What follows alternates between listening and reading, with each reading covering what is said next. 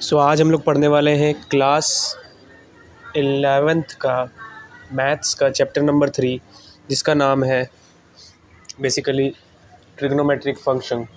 तो आज हम लोग इसका टॉपिक नंबर 1, या फिर मैं यूँ कहूँ टॉपिक तो पहला है नहीं, पहला टॉपिक वैसे इसका एंगल्स है, लेकिन 3.1 इंट्रोडक्शन पढ़ेंगे।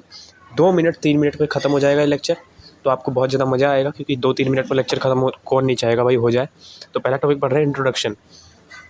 जिन लोगों को इंट्रोडक्शन पढ़ने का मन नहीं है वो लोग जा सकते हैं। तो इंट्रोडक्शन में बेसिकली आज हम लोग क्या पढ़ने वाले हैं कि पहले मैं इसको काट दूँ, ये पेन्ना थोड़ा सा अलग ही कर रखा है मैंने, ठीक है। तो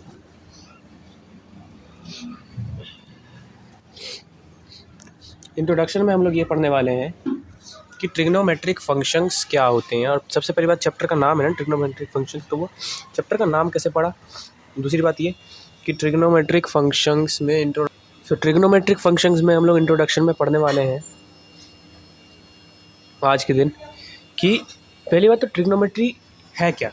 सबसे पहली बात तो ट्रिग्नोमेट्री एक वर्ड है जो कि डिराइव हुआ है कैसे, ग्रीक वर्ड से। क्योंकि बहुत सारे जो जितने भी ज़्यादातर वर्ड्स आपने सुने होंगे वो ग्रीक वर्ड से या इटैलिक वर्ड से, जर्मन वर्ड से डिराइव हुआ होता है। उसी तरीके से ये ट्रिग्नोमेट्री ग्रीक वर्ड से डिराइव हुआ है, जिसका 2 वर्ड जो थे उनसे डिराइव हुआ है, ट्रिगोन एक मेट्रॉन। तो ट्रिगोन मेट्रॉन को दोनों को जोड़ के बेसिकली इंग्लिश में ट्रिग्नोमेट्री बना दिया गया। तो ट्रिगोन का मतलब होता है 3, ठीक है। मेट्रॉन का मतलब होता है साइड्स, एंगल्स, या फिर मेजरमेंट कह सकते हैं इसको, ठीक है। तो 3 साइड्स और 3 एंगल्स का मेजरमेंट जो होता है, बेसिकली साइड्स का ही यहाँ पे लिखा गया है मीनिंग जो होता है, लेकिन हम लोग इसमें एंगल्स का भी मेजरमेंट सीखते हैं ट्रिग्नोमेट्री के अंदर। तो अगर हम लोग बस ट्रिगोन और मेट्रॉन की बात करें तो 3 साइड्स ट्रिगोन, और मेट्रॉन का मतलब होता है मेज़र करना।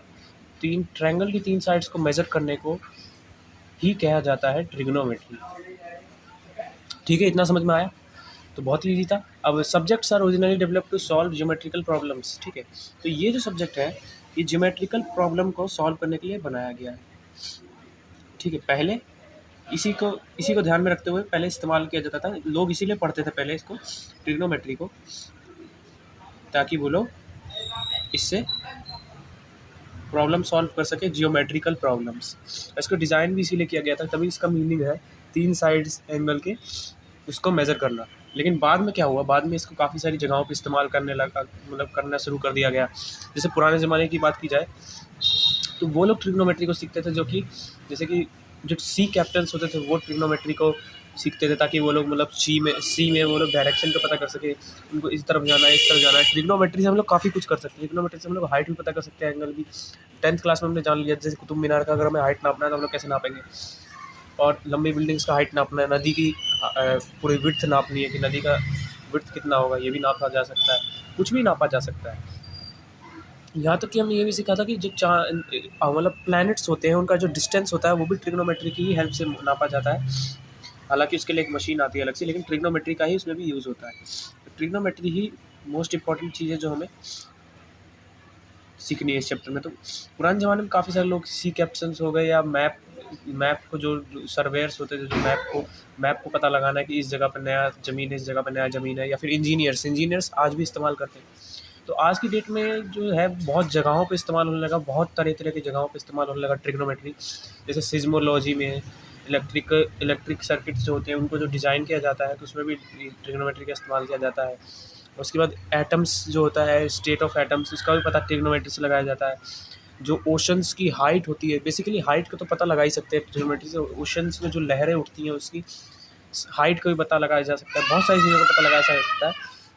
म्यूज़िकल नोट्स में भी ये काम आता है, और काफ़ी सारी जगहों पे ये काम आता है। आप बिल्डिंग्स की हाइट नाप सकते हैं, लंबी लंबी प्लैनेट्स की हाइट नाप सकते हैं, काफ़ी सारी जगहों की हाइट नाप सकते हैं। मैं आई नो कि टाइम ज़्यादा हो गया, 4 मिनट 5 मिनट हो गए, लेकिन अच्छे से मैं डिटेल में समझाना चाहता हूँ ताकि दोबारा आपको ये पढ़ना ही ना पड़े। बस ये लेक्चर देखो, 5 मिनट का आपका काम खत्म।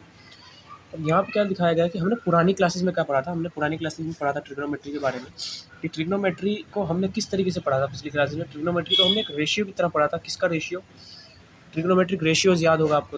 तो एक्यूट एंगल्स जो थे ट्रायंगल के, उन वो भी बेसिकली अगर हम लोग मोर स्पेसिफिकली कहें तो राइट एंगल जो ट्रायंगल थे उनके जो एक्यूट एंगल्स थे उससे रेशियो लेते थे हम लोग, P/H, B/H, P/B, sine cos tan cot जैक कॉजैक। तो इसको फुल नेम भी होता है, लेकिन शॉर्ट में यही नाम इससे इस्तेमाल किया जाता है। तो बेसिकली क्या था, तो हमने काफ़ी सारी चीज़ें बताई थी, P upon H,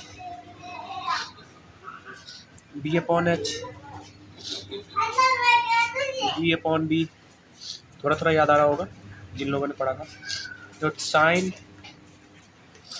cos, cos है ये, सी ए लिख दिया, टैन, थीटा भी लगेगा आगे में, ठीक है, sine theta cos theta tan theta. और थीटा रिप्रेजेंट करता है किसी भी एंगल को डिग्री में।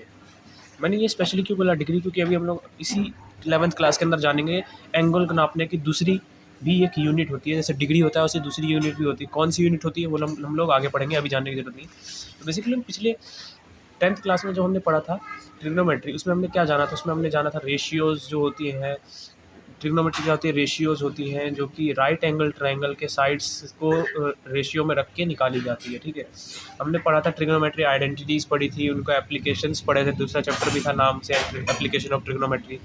उसमें हमने काफ़ी सारी चीज़ें पढ़ी थी, हाइट्स और डिस्टेंस भी निकाले थे, काफ़ी सारे बिल्डिंग्स का, टावर का, गाड़ी के बीच का डिस्टेंस, गाड़ी की स्पीड डिस्टेंस के साथ साथ।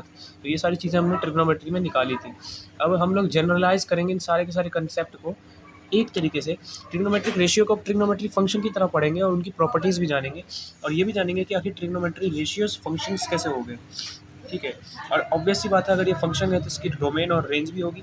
तो हर चीज़ की डोमेन और रेंज निकालते हुए धीरे धीरे करते हुए आगे बढ़ेंगे, सब कुछ तरीके से समझेंगे अच्छे तरीके से। तो यही था बस basic introduction of trigonometry according to NCERT पढ़ा रहा हूँ मैं आपको।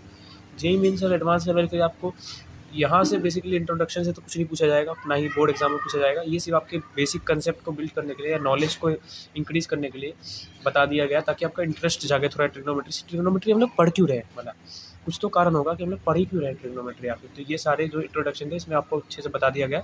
इससे काफ़ी सारी जगहों पे काम आता है ट्रिग्नोमेट्री, हाइट नापनी हो, इंजीनियरिंग कर रहे हैं ना आप लोग, इंजीनियरिंग की तैयारी जो कर रहे हैं उनके लिए बहुत इंपॉर्टेंट है ट्रिग्नोमेट्री पढ़ना, ठीक है।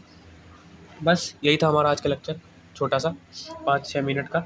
तो इससे आपको आई होप सब कुछ क्लियर हो गया हो इंट्रोडक्शन से। तो अब हम लोग अगले दिन पढ़ेंगे नेक्स्ट लेक्चर, तब तक के लिए गुड बाय।